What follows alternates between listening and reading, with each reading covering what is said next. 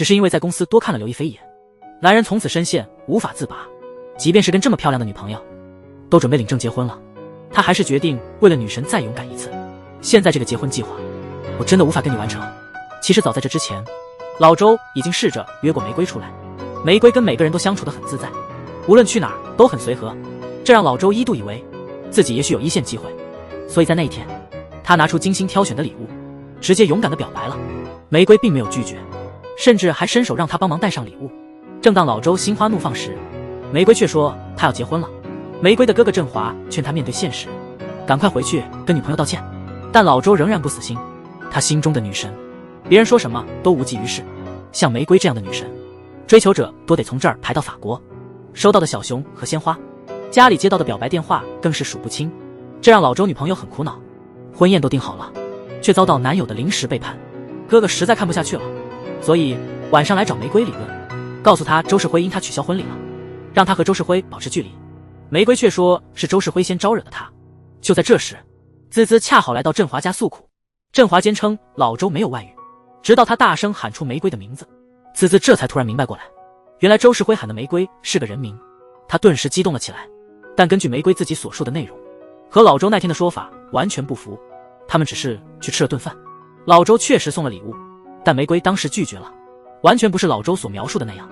他并没有接受礼物，也没有要求他离婚，这完全是他自己的幻想。到了第二天，芝芝性感打扮直接去了振华的公司，依旧不断追问振华要个说法。就在这时，玫瑰也走了进来，一听说芝芝又来闹事，立刻冲了上去。神仙姐姐一向都这么霸气，她郑重其事地告诉芝芝，她根本不喜欢那个老头，看他做出这种事，就知道这人根本就是个渣，劝芝芝赶紧和他分手。但是玫瑰显然小看了老周对她的迷恋。第二天，老周甚至西装革履，手捧鲜花，打算在公司公开表白。尽管振华费尽口舌劝说，老周还是不死心，甚至转了好几站地铁，直接去了玫瑰的学校。这一幕让玫瑰都傻眼了，然后是一番非常土气老掉牙的情话。对此玫瑰实在忍无可忍，她直截了当地告诉他不喜欢他。等老周回到家时，发现所有家具都被搬走了，芝芝最后还是决定听玫瑰的话，跟老周正式说了分手。家里空荡荡的，还有那张被剪破的结婚照。渣男最终尝到了苦果，快要毕业的日子了。玫瑰从小就爱画画，所以她第一个投简历的就是艺术公司。刘亦菲的新剧讲的是玫瑰的故事，她竟然遇到了让自己心动的男人。为了能见他一面，甚至在卫生间迅速换装，摘下眼镜，铺点粉底，喷点香水，涂抹口红，然后从包里拿出淡黄色长裙和高跟鞋，化身仙女出现在豪华宴会厅。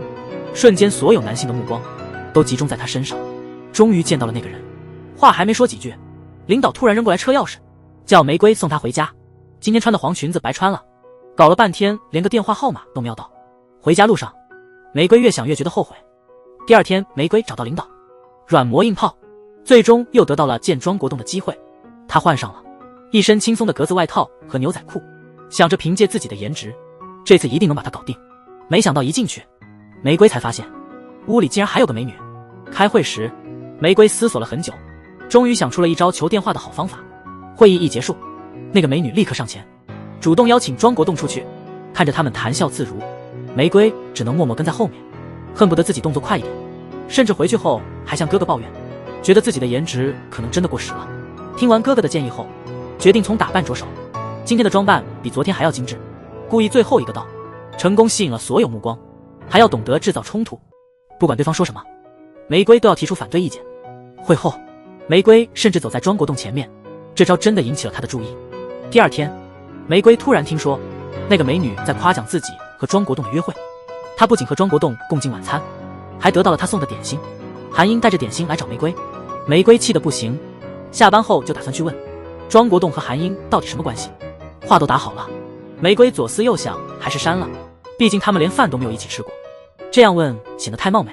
这时候玫瑰还不知道，庄国栋那边其实也想发消息给他，从白天想到傍晚，一直没鼓起勇气发送。正是在这时，他开始意识到自己的感情。我发现自差不多喜欢上这个女孩了，所以第二天为了更接近玫瑰，国栋以聚餐的名义召集了大家，但韩英还是直接坐到了国栋旁边，这让玫瑰感到非常生气。其实国栋的注意力全在他身上，这次国栋终于鼓起勇气和玫瑰成功搭上了话。但紧接着，玫瑰出去接了个电话，回来时韩英又占了他的位子。可以看出玫瑰这次真的很生气，但韩英还是不停地靠近国栋，甚至趁酒劲将头靠在了他的肩上。就在这时，哥哥来接走了玫瑰。玫瑰以为自己没机会了，但在路上，国栋却发来了一条关心的信息。没想到刘亦菲的新剧这么快就有了初吻场景，而且吻得非常激烈。作为一个影视博主，我看得都脸红心跳。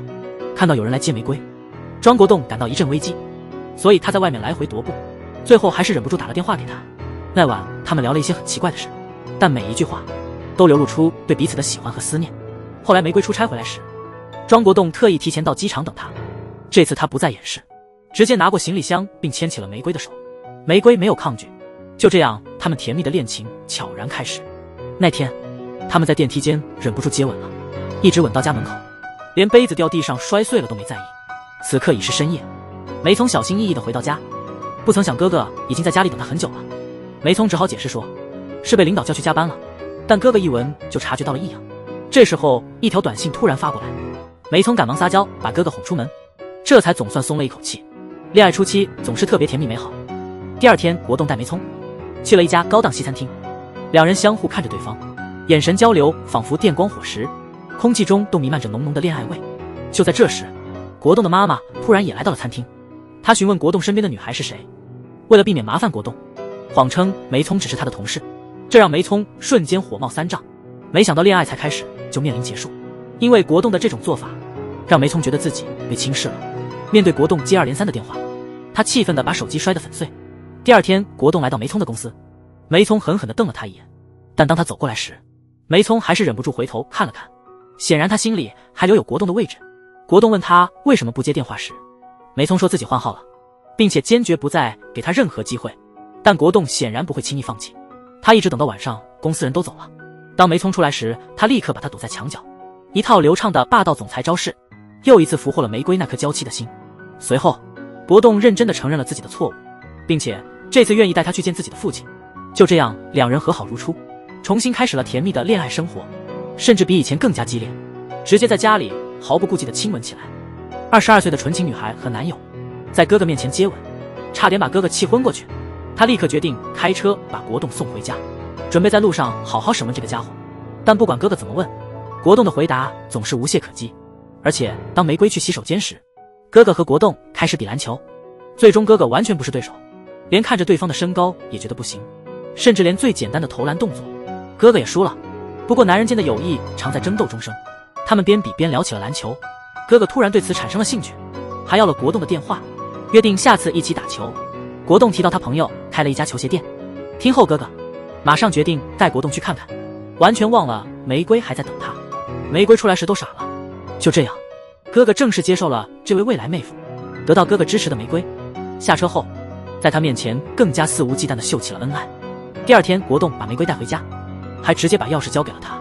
从那以后，他们整天都黏在一起，仿佛整个世界只剩他们两个，空气中充满了浓浓的恋爱的味道。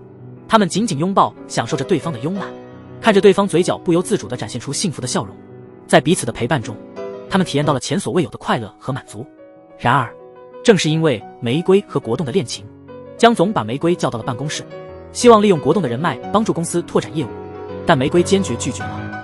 听到这，江总开始劝玫瑰不要陷得太深，因为他认为大多数男人带来的都是负面影响，一旦找到能为自己带来利益的男人，就应该充分利用。但玫瑰对此不以为然。两人确定关系后，玫瑰就开始规划他们的未来，甚至已经把恋情告诉了自己的父母。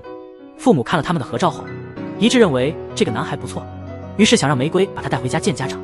玫瑰高兴地答应了，但此时的他还不知道，在另一边，庄国栋正好在这时收到了法国总公司的录取通知。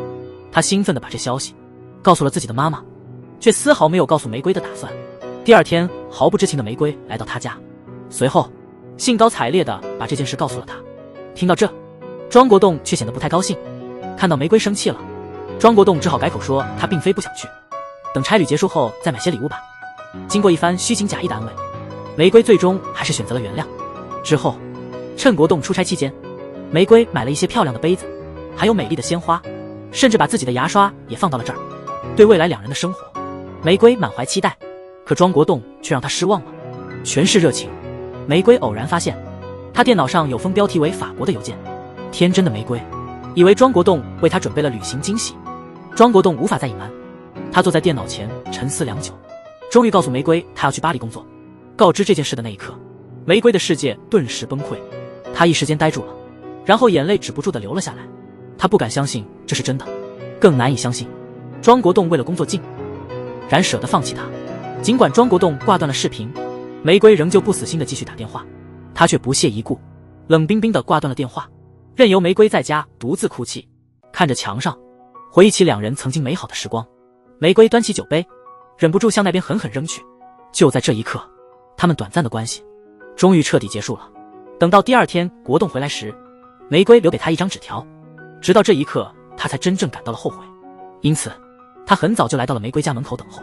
当看到玫瑰出现，他又试图用那套霸道总裁的手段想让玫瑰屈服于他，但玫瑰这次已经下定了决心。自从在公司被国栋伤害之后，他一怒之下砸了国栋的家，便坚决决定要和他分手。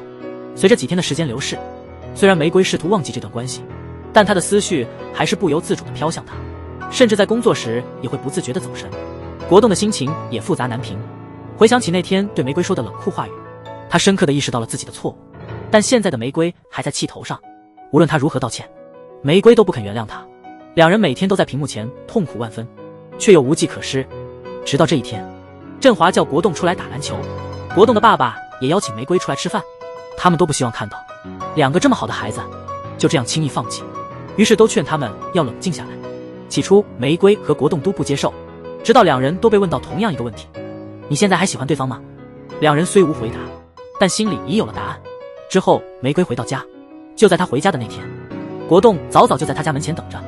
他一边道歉一边紧紧抱住了玫瑰，对此玫瑰直接狠狠地咬了他一口，总算出了一口气，解决了与国栋的恩怨。紧接着他们忍不住热烈地吻在了一起，所有的争执和不愉快都在年轻的荷尔蒙作用下消散了，一扫而空。第二天看着那面被弄脏的墙，玫瑰拿起油漆刷，借此机会展现了自己的艺术天分。那面脏墙很快就被她变成了一幅幅美丽的花朵。但他们的故事能否持续下去呢？直到现在才意识到，刘亦菲原来这么执着于爱情，为了这个所谓的完美男友，不知道她哭过多少次了。每次哭过后，她仍然会对自己说要坚持下去，却不知道这一次又一次的妥协让对方变本加厉。虽然他们和好如初，庄国栋还是坚持要去法国。那天在机场，玫瑰紧紧地抱着他，不愿意让他离开。此刻国栋承诺每天都会发短信打视频保持联系。深情一吻后，国栋转身离开了。只是一瞬间，眼泪就止不住地流了下来。他们的异国恋情就这样开始了。最初在法国的几天，正如国栋所说，他每天都准时给玫瑰打电话，他们通过屏幕分享彼此的思念。玫瑰始终相信，只要坚持过这段时间，幸福就会来临。但好景不常在，那天国栋的新公司组长邀请他去酒吧小聚。国栋本来想拒绝，但听说大老板也会参加，他还是答应了。就因为这次出去，国栋没能给玫瑰发短信或打电话。看着空空的消息栏，玫瑰感到有些迷茫。那天他一直盯着手机，甚至半夜醒来也要拿起手机再看一眼。最后实在等不了了，他忍不住打了个电话过去，国栋却谎称在加班。玫瑰无奈挂断电话。恋爱中的女孩都是小侦探。第二天他查了国栋公司的信息，突然看到一张昨天的酒吧合照，国栋也在照片中，这让玫瑰感到一阵强烈的不安。他心里突然涌起危机感。那晚他们之间又爆发了激烈的争吵，直到看到玫瑰挂断视频，国栋才意识到自己说话太重了。他赶紧发短信去哄她。玫瑰心软，又一次选择了原谅。但直到现在他还没意识到，他们根本不是同一个世界的人，他们的结局可能不会好。他一再忍让，换来的却是对方更深的伤害。我多希望醒来时你就在我身边。正是这句话让玫瑰再次选择了原谅。她甚至连夜学习英语，准备不久后去法国，给她一个超大的惊喜。第二天她来到公司参加会议，江总为了推荐玫瑰，特意把一个项目交给了她。但此时的玫瑰已经决定去法国了，宁愿放弃职业生涯也要追求自己的爱情。她提前准备好了辞职信，让江总在批准假期和辞职之间选择。江总无奈只好同意她的请假。因为这次去法国，玫瑰没有告诉东，所以当她到达公寓时发现没有人在，她就坐在那里等待。终于听到国栋的声音，走过去才发现她旁边还有一个外国女性。等那位外国女性离开后，两人久别重逢，忍不住深情相吻。亲热之后，国栋坐回电脑前开始工作。玫瑰好奇地走过去看，聊着聊着，国栋突然说了一句玫瑰难以接受的决定。玫瑰简直不敢相信，她万万没想到国栋为了自己的未来完全不顾她的感受。看到这，玫瑰终于清醒，这场梦幻般的爱情也是时候结束了。这一次她没有大闹，反而很平静地接受了。等到第二天，国栋的行为更加令人无法接受，因为他下午3点要开会。他早早地叫醒了玫瑰，仿佛在完成一个任务。他带着她在法国到处逛，到了卢浮宫，玫瑰兴奋地向国栋介绍艺术品，分享看到美术品的喜悦。但国栋因工作总是忙着看手机，逛街时也在看，吃饭时也不例外，甚至到了埃菲尔铁塔。为了节省时间，他随便拉了个路人，匆忙地帮他们拍了张照片，一切都显得很敷衍。玫瑰却只是淡淡一笑，他已经明白他们根本不是同一个世界的。晚上的时候，国栋带着玫瑰去参加了一个公司聚会。玫瑰特意换上了漂亮的礼服，希望以最佳形象出现在国栋妈妈面前，没想到却遭到了冷遇。阿姨你好，露露也在，一会儿我去打个招呼。提到的露露是国栋的前女友，他根本没把玫瑰放在心上，这才发现原来哥哥和万茜才真配。之前因为调查玫瑰晚归，哥哥偷偷跟到了他公司，那是他第一次见到玫瑰的同事小璐。为了掩护玫瑰，小苏假装是他的老板与哥哥周旋，争执中甚至爆了粗口。但奇妙的是，缘分就这么到了。这边两人因这次争吵开始结怨。第二天，哥哥上网买了个2手哑铃，费了好大劲才找到一个又便宜又实用的。到了卖家楼下却愣住了，刚见面，两人立刻进入了对峙模式。争吵一番后，钱货两清。正当振华准备搬走哑铃时，箱子突然垮了，砸到了振华的脚，这让小苏乐得不行。他边笑边把振华送往医院，幸好只是皮外伤，并没有大碍。但振华就是不愿意就此罢休，坚持要小苏负全责。小苏扔下他就走了。第二天，振华还是不死心，连发了10条验证消息给他。小苏勉强通过后，振华才发现对方通过验证只是为了拉黑他，这让振华气得半死。经过一番纠缠，小苏无奈只好按振华的要求到他家里看望伤者。小苏到了没2分钟，看到振华没事就准备走，振华不愿意，还是像个孩子一样坚持让他负责。小苏马上看穿了他的心思，振华听后尴尬了，改去厨房给小苏泡茶，不料脚还没完全好，结果弄得更严重了。两人又一起去了医院，结果并非如振华所愿，医生说水温不高，没什么大碍，脚最多3-5天就能恢复。振华听后有些懵，没想到还没让小苏照顾呢，脚就快好了。两人在窗口争着付账，因为50块钱，他们又开始吵架了，连护士都看不下去了。就在这时，小苏说手机可能忘在振华家里了。振华立刻抓住了这个反击的机会，终于迎来了分手的时刻。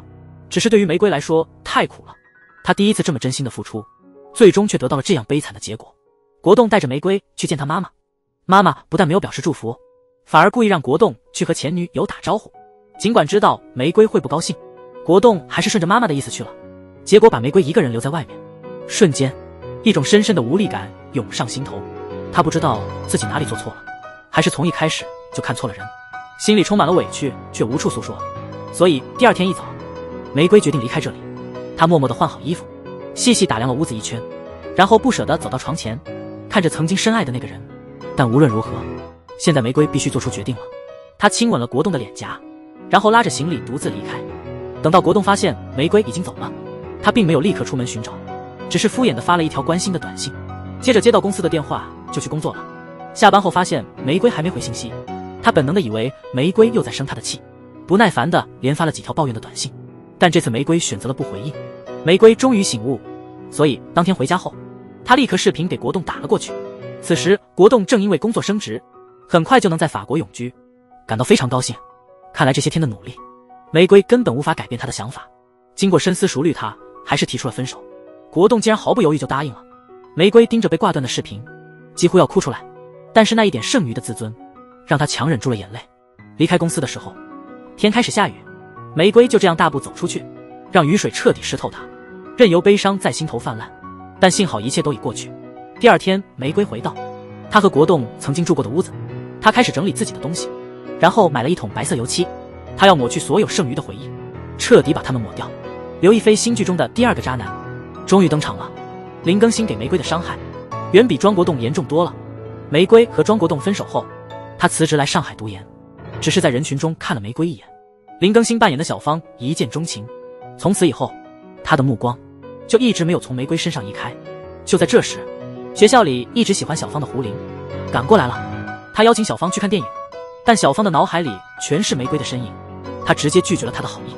玫瑰一边在学校学习心理学，一边在德国啤酒屋当服务员，希望能多锻炼一下自己。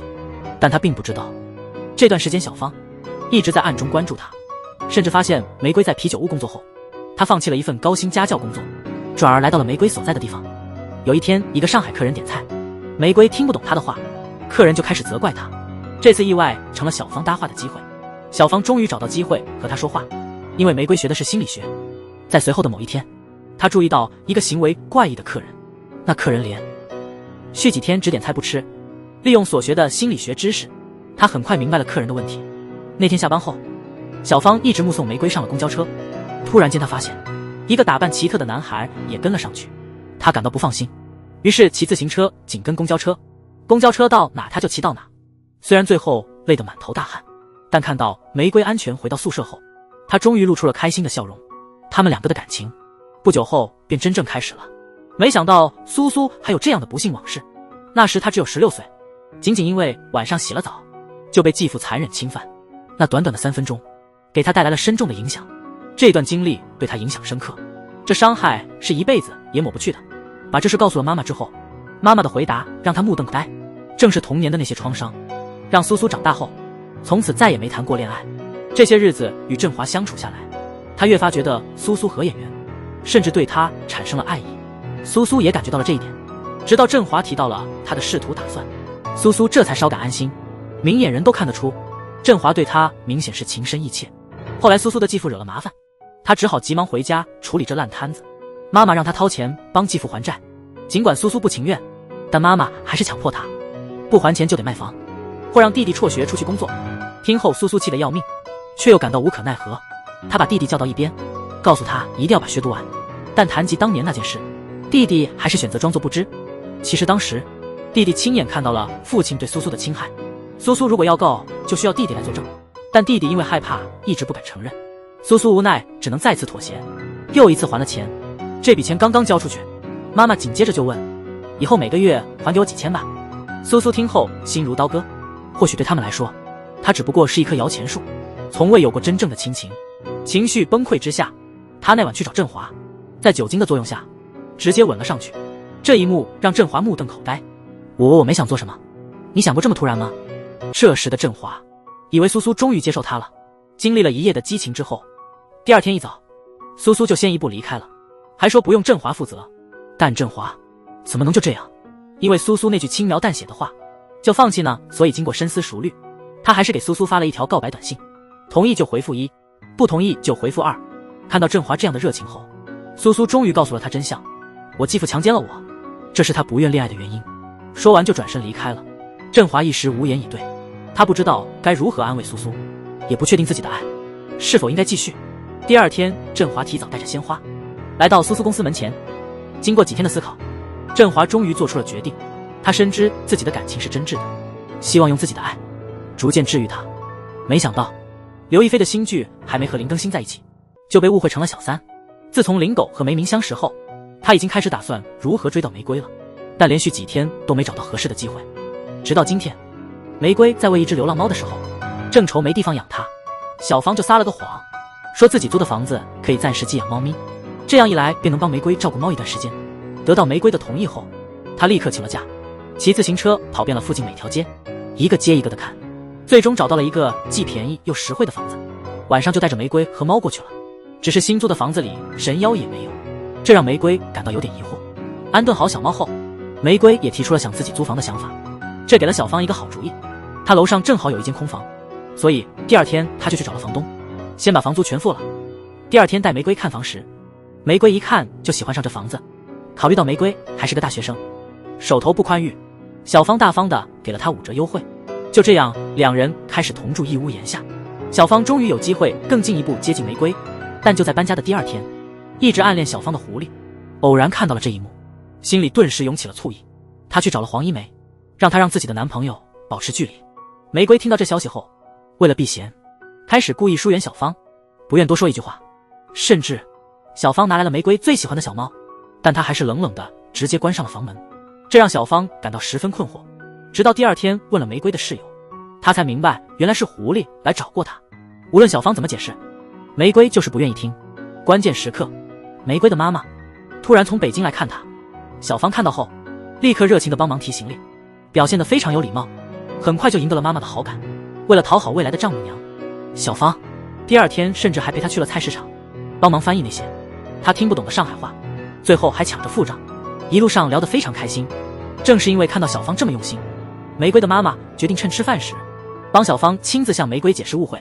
那天玫瑰在啤酒屋打工，看到一对情侣在吵架，男的竟然还打了女的一巴掌，玫瑰忍不住直接想要报警，这让那男的更加愤怒，甚至还想对玫瑰动手。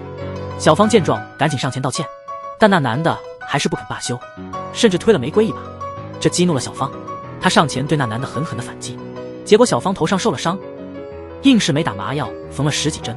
因为这是起因于她，玫瑰感到非常愧疚。遵医嘱，这晚需要时刻关注小芳的状况，因此玫瑰决定直接在小芳的房间过夜。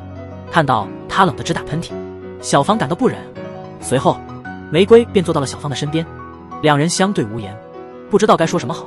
就在这时，玫瑰突然发现小芳床头竟然放着自己的照片。小芳急忙解释，玫瑰看着她紧张的样子，意识到了什么，藏在被子里。小芳无意中触碰到了玫瑰冰冷的手，趁着被子遮掩，小芳大胆地握住了她的手。玫瑰没有拒绝，她甚至还想亲吻玫瑰。幸好这时小猫叫了一声，这声音让他们从暧昧的气氛中回过神来，打破了那一刻的氛围。从这一刻开始，玫瑰确信小芳真的喜欢她。第二天江总来上海参加慈善晚会，希望玫瑰能陪同，但玫瑰本来是来这里学习的，只带了一条曾穿过的黄裙子。正在犹豫时，小芳敲了房门。其实今天是小芳的生日，她原本想请玫瑰一起去吃饭，但玫瑰并不知情，所以她最终还是和江总一起去了晚会。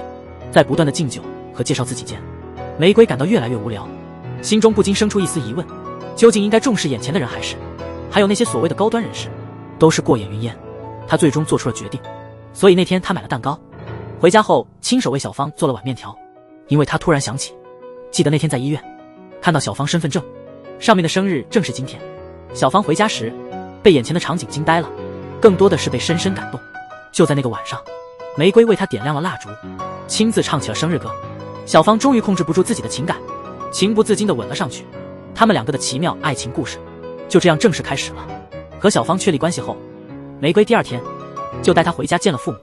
尽管自己出身贫寒，玫瑰的父母都是清华的教授，小芳虽然做了充分的准备，但还是有些手足无措。玫瑰的哥哥看到后明显的表现出了不喜欢，认为小芳比不上庄国栋，但玫瑰从不在意这些，她更看重的是对方的品行，以及对方是否真心爱她。小芳和庄国栋不同，吃饭时父母问玫瑰是不是不想回来了，小芳直接说如果她愿意回来，她愿意陪她一起，这也是玫瑰选择她的原因之一。从小芳的行为和态度来看，玫瑰能深切感受到她对自己的爱。然而小芳一走，玫瑰的爸爸也像哥哥一样不怎么喜欢玫瑰的新男友。对于自己愿意去北京的决定，小芳表现得比国栋更圆滑。一番对话下来，不仅没有让玫瑰感到内疚，反而让她感受到了很大的温暖。有谁会不喜欢一个既帅气又坦诚的大男孩呢？玫瑰也用行动证明自己的选择没错，所以经过深思熟虑，她决定留在上海工作。但苏苏听后却不以为然，觉得她明明已经经历过一次那样的分离，现在怎么还这么天真？对此玫瑰并不理会，她认为苏苏之所以这样说，是因为她曾被伤害过，还建议苏苏去看心理咨询师。苏苏一听这话，立刻气愤不已，随即掉头就走。面对方杰文提出分手，玫瑰不但没同意，反而把自己的30万积蓄全给了他。但这样全心全意的爱，真的能得到好的回报吗？自从小芳与玫瑰确立关系后，除了偶尔感到自卑，其他的表现几乎完美，每天都给玫瑰准备美味的饭菜，洗碗也从不让玫瑰动手。那天玫瑰下班时，正好下起了大雨，打开包才发现小芳已经为她准备好了伞，一切看起来都那么无懈可击，让他们的感情更加牢不可破。随着日复一日的相处，关系变得越来越亲密。直到那一天，小芳在工作中被上司无理挑剔，其实只是想找个人顶罪，决定开除小芳这个组长。小芳不愿意跟上司沆瀣一气，最后竟然直接提交了辞职报告，愿意为同事背这个黑锅。所以那晚回家后，他终于忍不住向玫瑰提出了分手。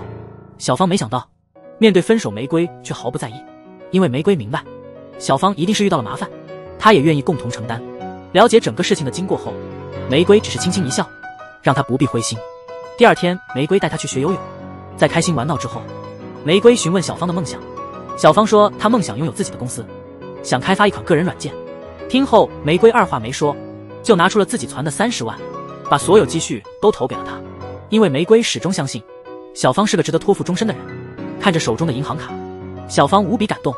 很快就在上海租了个便宜办公室，玫瑰帮忙忙里忙外，甚至还帮她从苏苏那里拉来了第一笔业务。看到小芳的启动资金还不够，玫瑰特地跑回北京向哥哥借了更多钱。此时的玫瑰却还不知情，庄国栋已经从法国回来了。他一回来就开始向父亲询问有关玫瑰的事。得知玫瑰已经有男朋友，他显得很不高兴。父亲此时劝他要理解，哥哥振华也不是完美的，哥哥的人设有很多问题，特别是界限感差，在他身上体现得非常明显。尽管已确定和苏苏的关系，有一次去钓鱼，偶然遇到6年前的相亲对象，本应简单打个招呼就好，振华却开始打听人家的私事，询问对方是否有对象，临走还表现得依依不舍。这是在他和苏苏因为买房问题大吵后的事，他觉得苏苏这是在为自己留后路，完全没将他纳入未来计划。苏苏则认为买房是给自己的安全感，两人因此进入了首次冷战。后来白小河约振华去钓鱼，振华二话不说就答应了。这次的行为比之前还过分，教钓鱼时甚至亲自动手，与苏苏相处时还要亲密。后来振华还去了小河家，教他做清蒸鲈鱼。就在那时，不知振华已有女友的小河还表露出喜欢小孩的想法。正是因为小河这句话，振华才意识到自己这些天的所作所为已经太过分，于是决定找玫瑰坦白一切。玫瑰听后非常气愤，她没得选，必须向苏苏道歉，否则她就要把事情告诉苏苏。所以振华只能把苏苏叫出来，一边承认自己的错误，一边做好了可能要分手的准备。但出乎振华意料的是，苏苏早已对他敞开心扉，并没打算轻易放手。说到这里，振华立刻拉起苏苏的手，让她坐到自己身边，再一次向她道歉。也许这种爱情才是健康的。在彼此坦诚之后，苏苏也终于放下了防备，还特意为振华买了一套睡衣。林更新突然向玫瑰求婚，后原因竟是玫瑰去见了前男友。那天，庄国栋一大早就来到玫瑰公司门前守候。玫瑰看到他后有些惊讶，然后头也不回地去上班了。庄国栋怎么会轻易放弃？他在楼下一直等。上午玫瑰往下看了一眼，中午他又往下看了一眼，下午再次往下看了一眼。庄国栋还在玫瑰有些郁闷，就这样等到了深夜，再往下看时，发现他终于离开了，这才放心下楼准备回家。最终玫瑰还是跟他去吃了饭。饭桌上庄国栋时刻表达着他依旧深爱着玫瑰。现在他事业有成，并成功拿到了法国永居。他不理解为什么玫瑰不肯给他点时间，如果玫瑰能再等等，也许他们的结局就不会是这样了。听到这，玫瑰反驳说，你真是一点都没变。提到玫瑰的男朋友时，他立刻反击，显然玫瑰在努力撇清他们之间的关系。但上车后，往事如潮水般涌现，眼泪还是不争气地流了出来。那晚回到家后，玫瑰病得很厉害。小芳问她和谁去吃的饭，玫瑰没有回答。洗衣服时，小芳开始怀疑，不由自主地从她口袋里找到了吃饭的账单。第二天就用丢 U 盘为借口，骗经理调出监控录像，最终得知了玫瑰与庄国栋的见面。一种强烈的危机感油然而生，感到一阵强烈的不安。经过深思熟虑，他拿出所有积蓄，当晚向玫瑰求婚。玫瑰最终接受了小芳的求婚。哥哥担心玫瑰突然决定结婚，可能是受了庄国栋的影响，但玫瑰却异常坚定，她的决定与任何人无关。无奈之下，哥哥只好把户口本交给了他。与此同时，庄国栋好几天都未见到玫瑰，这天实在忍不住，直接闯入玫瑰的公司，问同事才知道玫瑰请假了。没想到玫瑰刚结婚的第一天，庄国栋就给小芳一记重击。小芳心中涌起一阵强烈的自卑感，这也注定将来成为他们关系破裂的导火索。除了庄国栋的影响之外，小芳的妈妈也不简单。玫瑰和小芳结婚不需彩礼，也不要求蜜月旅行，只是简单的回村举行了一场简朴的婚礼。尽管如此，小芳的妈妈对这个儿媳还是不满意。小芳后来给了妈妈一个红包，希望妈妈亲手交给玫瑰作为见面礼。当看到红包里有几千块钱时，妈妈却又抱怨小芳太老实，给了这么多钱，加上今晚的份子钱也没收齐，觉得吃了亏，眼里只有利益算计。与此同时，玫瑰收到庄国栋的短信，他已从振华那里得到了小芳老家的地址，正急匆匆地赶过来。玫瑰无奈之下，只好把这件事告诉小芳。听后，小芳整个人都懵了，没想到抢婚这种离谱的情节竟然发生在自己身上。但玫瑰表示会坚定地支持他，随后便带着他出来，直接去见庄国栋。庄国栋虽心痛得如刀割，但最终只能留下祝福，然后转身离开。就在这时，苏苏打来了电话，她的话不幸言中，未来这种自卑感也会成为他们婚姻破裂的一个主要原因。几天后，小芳把庄国栋约了出来，一方面是想把上次没送出的喜糖给他，另一方面是为了明确告诉他不要再打扰玫瑰，让他以后不要再来烦玫瑰。听后，小芳心里涌上一股强烈的自卑感，但为了保护自己剩下的那点自尊，小芳承诺会尽全力让玫瑰过得更好。临走时，庄国栋让服务员把饭菜打包，希望小芳带给玫瑰。小芳看到这情况，心里很是难过。她原本打算把这些饭菜扔掉，但犹豫了一会儿，还是捡了起来。但她没注意到，庄国栋已经把喜糖扔进了垃圾桶。回家后，小芳没把这件事告诉玫瑰。对于小芳带回来的饭菜，玫瑰非常喜欢。从那天起，小芳就开始学着做这些菜，每天都跑好几十公里，亲自把饭送到玫瑰公司，还亲自接送玫瑰上下班。在小芳无微不至的爱护下，玫瑰也给予了她应有的回应。没想到刘亦菲的新剧刚开始拍摄，她的感情生活就遇到了巨大的危机。婆婆的尖酸刻薄，丈夫的主导作风，每一个细节都在不断伤害他们那段不容易的感情。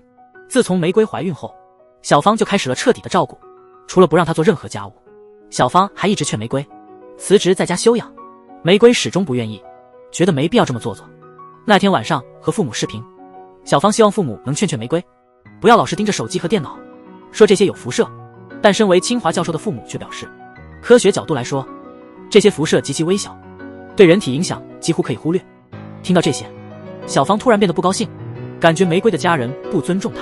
第二天上班路上，玫瑰在公交车上突然晕倒，幸好被同事及时送医。经过诊断，医生说可能是子痫前状态，需要住院观察2天。因为这件事，小芳担心玫瑰工作太累，可能会累垮，于是二话不说，直接帮她办了离职，还叫妈妈来照顾怀孕的玫瑰。但婆婆并不太喜欢玫瑰，虽然做了很多菜，但都是重口味，他们自己爱吃的。婆婆还故意用家乡话和小芳一起吐槽玫瑰太矫情，说自己怀孕时没这么多毛病。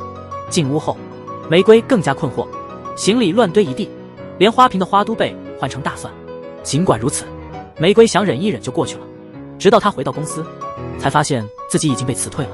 此时玫瑰忍无可忍了，还因为辞职的事情感到愤怒。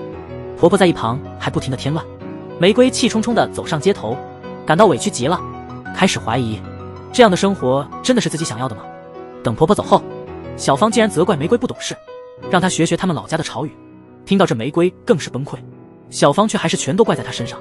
从没见过这么尖酸刻薄的婆婆，媳妇仅仅买束花，婆婆就不停抱怨她败家，还故意提高声音让她听见。这种环境让玫瑰时刻感到窒息。第二天，小芳带来很多户型图，和玫瑰讨论买房子的事。她想一次性买个大房子，可婆婆看了后开始冷嘲热讽。小芳还说买房后要把她妈接过来同住。玫瑰听后完全懵了，所以那晚她小心翼翼地向小芳提议，是否可以用买大3居的钱换成买2套小一点的分开住。但是小芳对玫瑰的想法根本不在意，她说买2套小房子的成本会比1套大房子还要贵。玫瑰只好安慰自己，忍一忍就过去了。但让她崩溃的事情还有很多。她的婆婆实在让人头疼，竟用玫瑰的数电锅把不吃的剩菜喂猫，还总是在玫瑰工作时过来打扰。玫瑰被她晃来晃去的弄得头疼，索性就躲到了楼下。没想到才过了一会儿，婆婆竟然跟了下来，不管玫瑰的感受，径直打开了电视，突然大笑一声，差点把玫瑰吓个半死。玫瑰真的没办法了，只好换了衣服想出去避避风头，但婆婆根本不给她机会。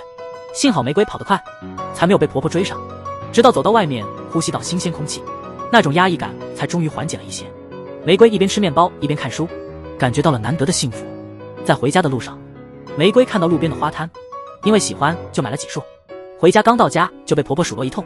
尽管如此，看到小芳买房子的首付不够，她还是拿出了自己仅有的2万积蓄，以至于第二天出门时，玫瑰看到一幅很喜欢的画，翻遍钱包连50块都没有。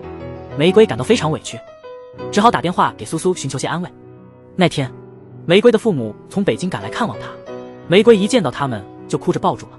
这一幕却让那个恶婆婆心里很不是滋味，她认为玫瑰哭是在埋怨他们母子俩没照顾好她，用家乡话冷嘲热讽。但实际上，玫瑰和父母说的都是他们的好处，可惜不管怎么努力，似乎都白费。玫瑰妈妈教小芳做玫瑰喜欢的菜，婆婆敏锐地捕捉到了这一点，没想到黄牡丹竟然还有这样暴躁的一面，因此对着苏苏大发雷霆。她怎么会知道？苏苏一看到浴缸，就会回想起那段童年被继父侵犯的痛苦记忆。今天苏苏买的新房子终于交房了，当初买房时振华并未参与，作为建筑师的他决定这次装修必须由他亲自负责。苏苏也很高兴地答应了，但在此之前，他特别提醒振华不要装浴缸。经过振华3个月的努力，一个温馨美好的家终于建成。起初，苏苏对这个新家挑三拣四，嘴里还不停夸赞振华的审美，直到看到卫生间的那个浴缸，苏苏立刻变得不高兴。这时，振华还没意识到苏苏为何不想要浴缸。到了晚上，苏苏便叫人把浴缸拆掉，这让振华感到非常生气，觉得苏苏完全不尊重他的辛苦。两人因此大吵了一架。看着振华愤怒的离开，苏苏才意识到问题出在自己身上。振华并不知情，经过深思熟虑，他决定亲自去振华家道歉。振华看后也开始反思，他说应该更尊重苏苏的想法，还开始谈论洗澡的好处，这却不小心触碰了苏苏的伤口。直到这一刻，振华才突然明白，原来苏苏不想要浴缸的真正原因。真没见过这么恶劣的婆媳关系，生孩子的时候居然不让用无痛分娩。玫瑰痛得几乎要晕过去，他们外面却还在犹豫不决。最后在玫瑰哥哥的压力下，小芳不得不签了同意书。幸好最后母女都安全，玫瑰终于有了自己的孩子。玫瑰刚生完孩子不久，那个恶婆婆就开始挑剔这个那个，完全不把儿媳放在眼里。除此之外，婆婆还因为玫瑰生了女儿不是儿子而嫌弃，说什么都要回老家，不再照顾她了。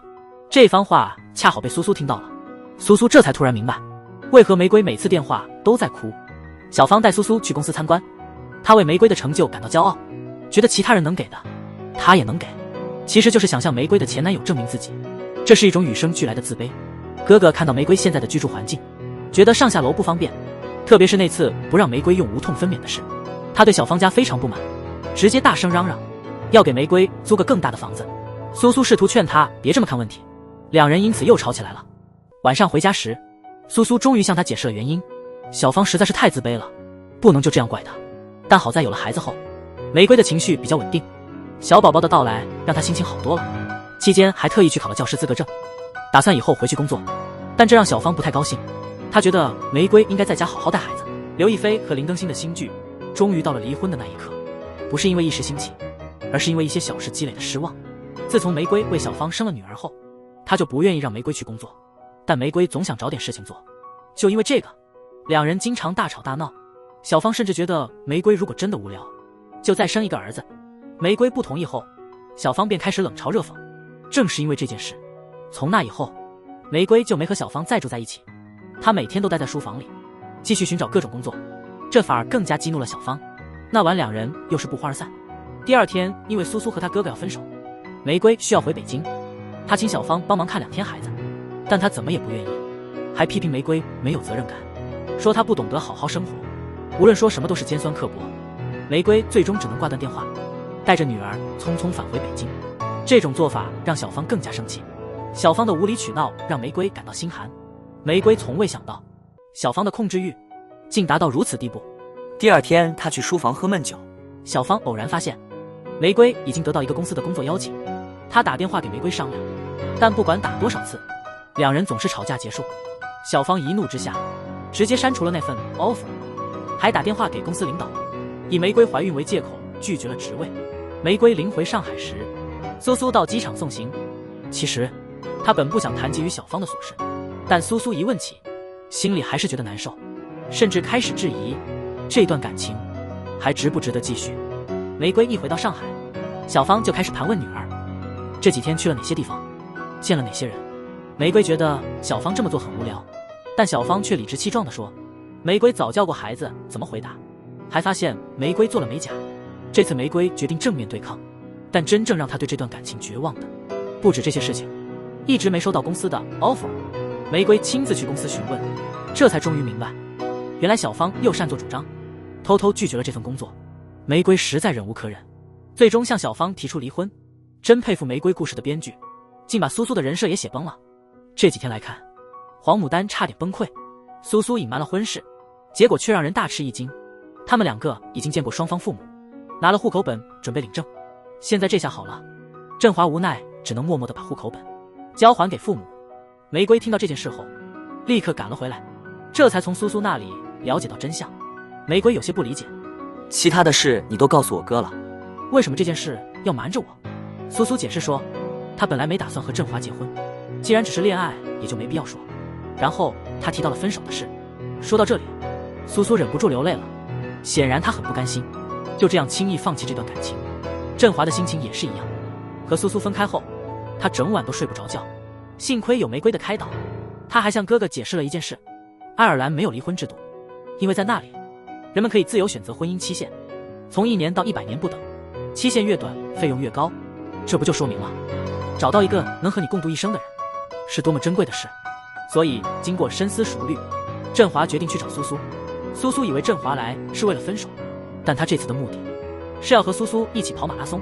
苏苏被振华搞得团团转，但还是跟他一起出门了。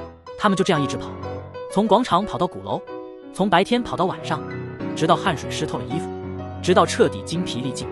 这时振华才向苏苏表白了他期待已久的那句话：我们去普吉岛度蜜月吧。苏苏原以为这整天的跑步是分手的前奏，就在这时，振华的父母恰好路过，目睹了这一幕。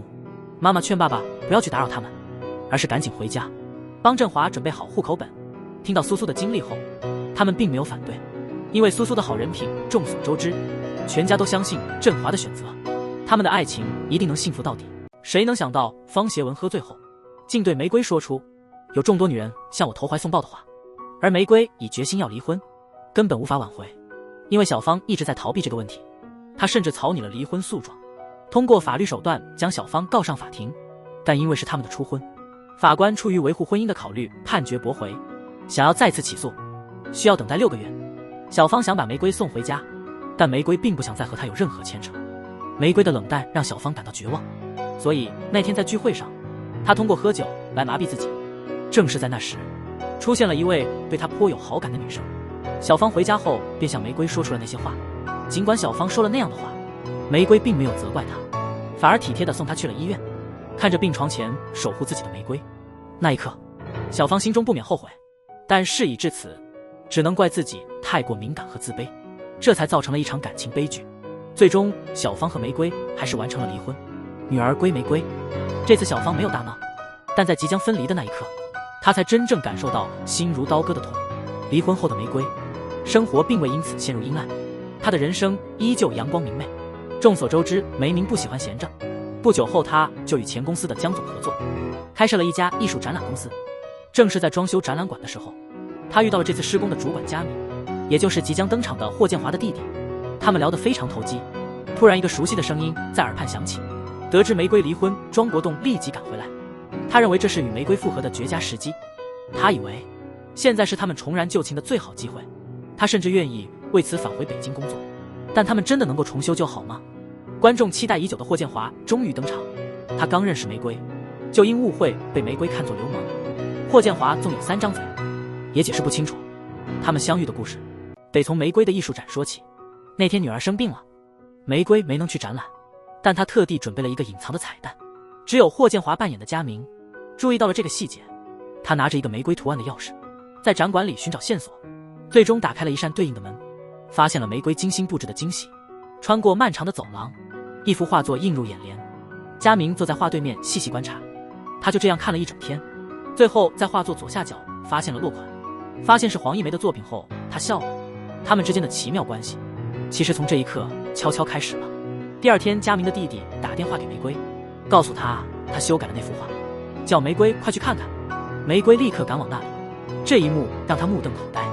画上突然多了一个贝壳，他拿下贝壳的时候，周围隐藏的音乐盒开始播放音乐，瞬间玫瑰觉得眼前的画似乎活了起来，她不由自主地开始跳舞。她对这个佳明充满好奇，于是那晚就直接去了他的酒吧。尽管他们未曾见面，但仅仅一眼，他们就彼此认出了对方。可能这就是所谓的频率相投。共同的兴趣也能迅速拉近彼此的距离。那晚佳明为玫瑰煮了面，他们聊了很久关于艺术的话题，但更吸引他们的是彼此心灵的共鸣。然而就在玫瑰准备离开时，突然在佳明的桌上发现了一盒壮阳药。玫瑰误以为佳明对她有不轨之意，实际上情况并非如此。佳明怎么解释，玫瑰就是不相信。对这种让人反感的误会，玫瑰不愿再与他来往，但佳明怎能就这样放弃？第二天他直接去了玫瑰女儿的幼儿园，假装与玫瑰偶遇，然后他拿起手机告诉玫瑰，那药不仅能治疗阳痿，还能用来治疗心脏病。刘亦菲的灵魂伴侣很快出现，他迅速爱上了第三个男人，两人在夜色中小船上热烈亲吻。林更新好不容易追到的女神，霍建华却轻轻松松就把她追到手，她的魅力似乎一点也没减。佳明因吃伟哥和玫瑰产生了笑话般的误会，他决定用重新和玫瑰和好作为赌注，投入了他的女儿这个筹码。几天下来，他们的相处非常融洽，女儿也真的开始喜欢这个新叔叔。这个意外出现的叔叔，他们一起弹琴，一起共进晚餐，甚至一起埋葬了逝去的小兔子。他们坐在一起，看上去就像一家三口一样幸福，似乎只差一层窗户纸未捅破。第二天晚上，佳明把玫瑰的女儿叫到台上，两人一起唱着童谣，气氛顿时活跃起来。佳明于是拉起玫瑰的手，两人在场中起舞，玫瑰久违的尽情舞动，直到女儿累得睡着，他们才想起该回家了。在临走前，为了确保玫瑰和女儿的安全，佳明骑上摩托车，一路紧跟在他们后面。经过红绿灯时，他们深情的对视，那份心底的暗恋似乎很快就要爆发。第二天在展厅，玫瑰看着那象征爱情的雕像，嘴角情不自禁的上扬，露出了微笑。苏苏立刻就察觉到他恋爱了，这个消息迅速传到了他哥哥的耳中，哥哥决定为妹妹好好把关。第二天他便组织了一次露营，一见到佳明，他就直接跳上了玫瑰的车。一路上他和孩子玩得非常开心，玫瑰看着都感到一阵温暖。没想到离过婚后还能遇到这么让他心动的男人。那天甜蜜地度过了一段时间后，到了傍晚，他们终于忍不住了，打破了最后的防线。在这场激烈的亲吻中，他们的爱情在此刻萌芽，正式开启了他们的爱情故事。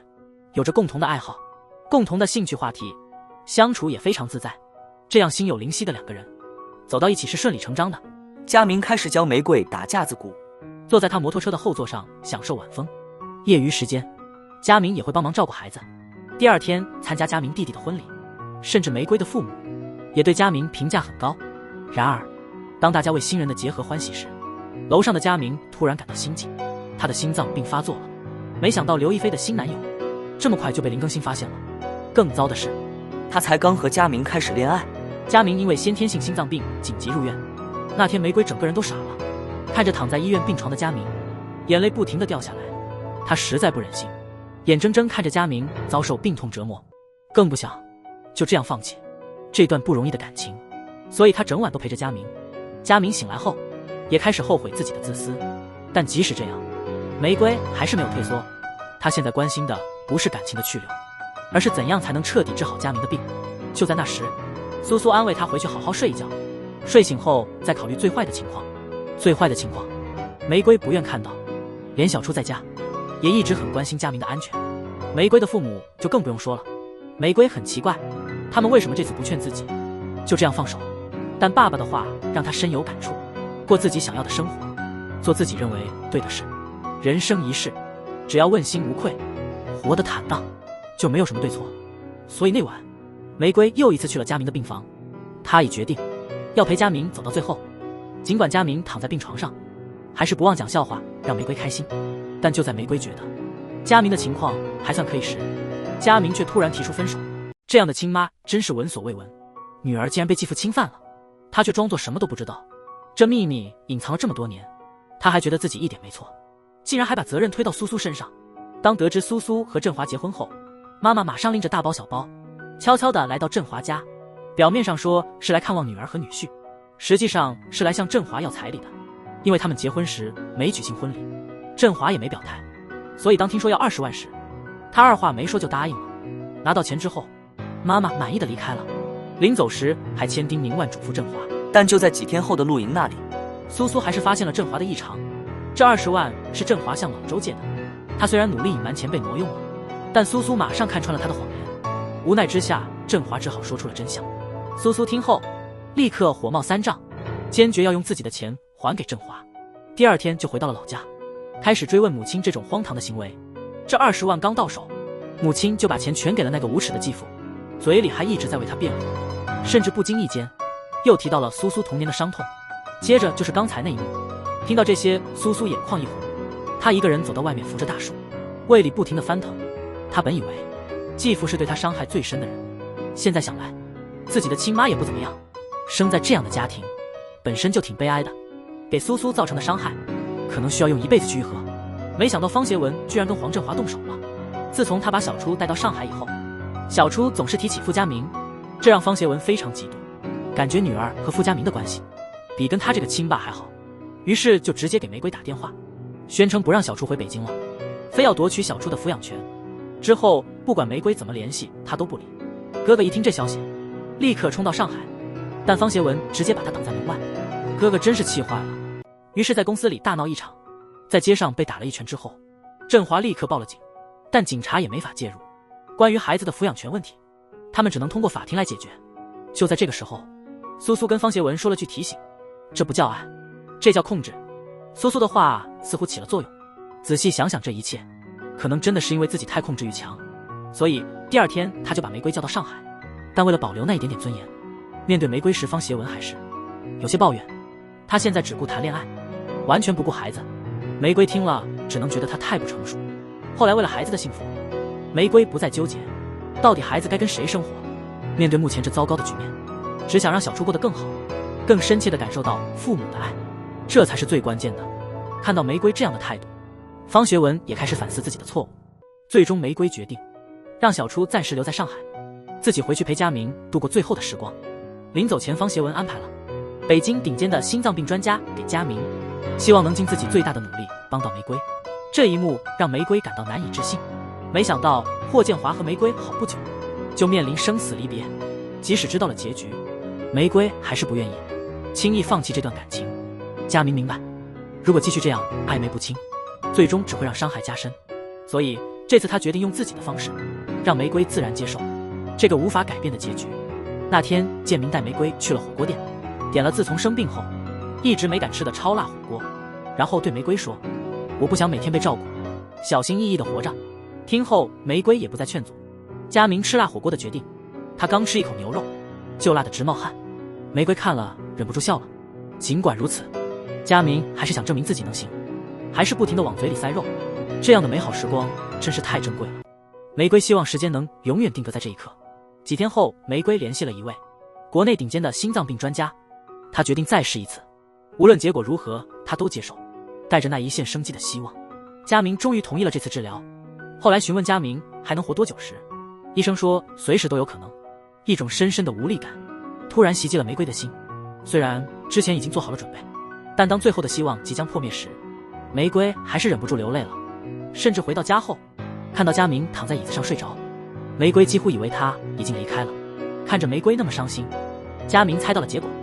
为了让玫瑰接受这个现实，他弹起了这架钢琴对她的意义，告诉玫瑰一切终将过去，向前看是最重要的。听后玫瑰又忍不住泪流满面。佳明尽力保持镇定，不断地安慰她应该乐观些，振作起来。但说着说着，佳明自己也变得失落，毕竟他是即将面对死亡的人，他也感到害怕。看着玫瑰，佳明直接吻了她，他们紧紧拥抱，一起诅咒这不公的命运。但这就是现实，他们只能默默接受。最后佳明开始谈及自己的遗愿，他因为心脏病从未爬过山，但为了玫瑰的艺术展，他想在山顶录下风的声音。所以在生命的最后镜头中，他们决定再来一次疯狂的冒险。玫瑰终于面临了生离死别，佳明用尖锐的话语让玫瑰面对现实，甚至他的遗体也已经决定捐献给了社会。这次登山原本是玫瑰想让佳明无憾于心，没想到途中却是他先放弃。佳明就这样走向了另一个方向，只留下玫瑰一人，一边哭泣一边呼喊着他的名字，在雨中泪流满面，情绪几乎要崩溃，但内心的信念仍驱使他向更高处攀爬。最终雨过天晴，他们在山顶重逢。佳明最终没有放弃，完成了这段山顶之旅。这一刻他不再逃避，他把头靠在玫瑰的身上，眼泪控制不住地流了下来。这种明知结局却还要默默承受的痛苦，可能只有经历过的人才能理解。玫瑰抱着佳明坐在山顶，让微风自由地吹拂他们的脸庞。佳明就这样静静地离开了，没有留下任何遗憾。之后，玫瑰回到了他们缘分起始的画室，一瞬间，所有回忆如跑马灯般闪过，他们的点点滴滴如此美好，如此令人向往。但现在回想起来，这一切似乎只是一场梦。多年不见的白小河突然有了个儿子，这孩子长得特别像他，甚至开始怀疑这孩子是不是自己的。晚上看《无间道》时，振华越想越觉得是有蹊跷。他翻出白小河的相册仔细看，难道是那次钓鱼后的一场误会，在一片迷糊中发生的错误？为了查清真相，第二天他特地去幼儿园堵住那孩子，询问了他的年龄，还确认了他确实无父。孩子的年龄和那次钓鱼的时间正好吻合。振华越想越觉得不对劲，于是叫来老周，让他仔细辨认，看看他们俩像不像。这个疑惑让振华夜不能寐，总梦见白小河向他靠近。这样下去，可能还没肉体出轨，精神就已经出轨了。为了弄清楚真相，他决定找白小河当面问清楚。但白小河也明白，振华已是人家的丈夫，为了避免嫌疑，他拒绝见他。振华只能电话里直接问孩子的来历，这才终于弄清楚了一切。真是太离谱了，简直是开了离谱的大门。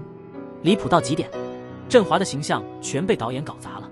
可是刚松了一口气，第二天见到苏苏，又发生了更严重的事。没想到苏苏的继父60岁了，还做出这种禽兽不如的行为。苏母居然还厚着脸皮向苏苏要钱，帮继父脱罪。这一次，苏苏决定不再轻易放过他，他要利用这次机会，帮那个女孩一起将继父告上法庭。苏苏第二天叫来了弟弟，询问继父这段时间是怎样诱骗那个女孩的。更让苏苏头疼的是，女孩的家长不想告继父，而是打算借此机会要30万赔偿，这样既能拿到钱，又能保护女儿未来的声誉。之后，振华问弟弟有没有女朋友，弟弟脱口而出，他不会把任何女孩带回家，让他们见到父亲。这一刻，他们都愣住了。明明是个罪大恶极的人，为何到现在还没受到应有的惩罚？可能是因为同情姐姐，或许是良心难以平静。弟弟最终还是全部告诉了苏苏，可苏苏的事情已经过了法律追诉期，弟弟恨自己说得太晚。晚上苏苏去了那个女孩的家，她的父母只知道钱，根本不打算报警。看到这一幕，苏苏眼眶泛红，她不愿看到自己的悲剧在这个女孩身上重演，所以她极力劝说他们一定要报警，并解释说通过诉讼同样可以获得应得的赔偿。苏苏甚至愿意自己支付这笔费用。听后，女孩的父母终于被打动。等到晚上回到家，继父已经被警察带走了，但他的母亲仍然固执地说他是被冤枉的。苏苏也把继父猥亵自己的事告诉了警察。通常如果是猥亵罪，可能只判3年，但如果是惯犯涉及多起猥亵，法律会对他的刑罚加重。这时候小杰已经在警察审讯室里了，他把当时的事情全部如实告诉了警察。听到这些，母亲顿时愣住了，但这一切也都是他自己造成的。终于到了玫瑰的故事大结局，在这个地方，他遇见了让他心动的第4位男士。这位男士是所有玫瑰遇见过的人中最帅最年轻的。那一天，他带女儿来体验飞行的乐趣，没想到被安排到了这里，遇到了超帅的飞行教练荷西。原本只是陪女儿来体验，一次飞行下来，玫瑰对此产生了浓厚的兴趣，于是立刻报名了飞行课程，这让他和荷西的关系更近了一步。回家的路上，玫瑰的摩托车突然出了故障，荷西恰好路过，看到了这情景，便立刻热心的帮忙，将摩托车推回了飞行基地，想亲手修好后再还给他，还顺便以打车为由，成功添加了玫瑰的微信。他们互加微信的那一刻，这段美妙的缘分就开始慢慢萌芽。在等车的时候，荷西注意到玫瑰脸上有污渍，就用手机帮她拍了一张。玫瑰离开后，荷西一直看着手机里的照片，笑容满面，显然荷西被打动了。经过几天的学习，玫瑰开始了她的飞行之旅。第一次飞行难免紧张，上了天后，玫瑰一时有些懵，好在有荷西一直在旁边，握着她颤抖的手，耐心指导着每一个步骤。这次飞行总算是惊无险地完成了。课程虽然结束了，晚上回家后，荷西迫不及待地问玫瑰还想不想继续上课。他们通过屏幕聊得越来越开心，2颗心也渐渐贴得更近了。第二天，玫瑰问他为什么自己不去当飞行员，而选择留在这里教学。这时候，一段难以启齿的往事才浮出水面。因为曾经有个外国飞行员对他种族歧视，荷西一时冲动动手打了那人，结果被学院禁飞，直到现在也没能完成学业。没能获得飞行资格。玫瑰听后，以过来人的身份，开始劝荷西试着释怀。除了生与死，没有什么是过不去的。他的第二次飞行，已经完全没有了第一次的紧张。荷西就这样默默地看着他，两人似乎天生一对。但此时的玫瑰却还不知道，小初已经把他的飞行视频给他爸爸看了。因此那天，方协文特地去飞行基地接他，目的是在荷西面前显示自己，希望让他知难而退。没想到方协文到现在仍然深爱着玫瑰。第二天是小芳的生日，他特意叫玫瑰回家，让她再做一次长寿面给自己。面条端上来的那一刻，往日的回忆涌上心头，那种久违的幸福感淹没了心房，最终在这一刻再次感到了满足。就在那个晚上，小芳鼓足勇气向玫瑰提出复合，但玫瑰还是拒绝了。这就是玫瑰故事的最终章。她鼓励荷西继续努力，重新考取民航飞行证。不久之后，在坐飞机时，玫瑰在这里看到了荷西穿着制服的样子。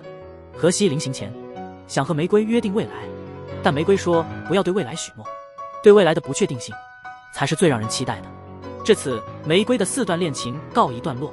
她骑着佳明的摩托车在柏油路上驰骋，追求自由的生活放荡不羁，这就是属于玫瑰的最好结局。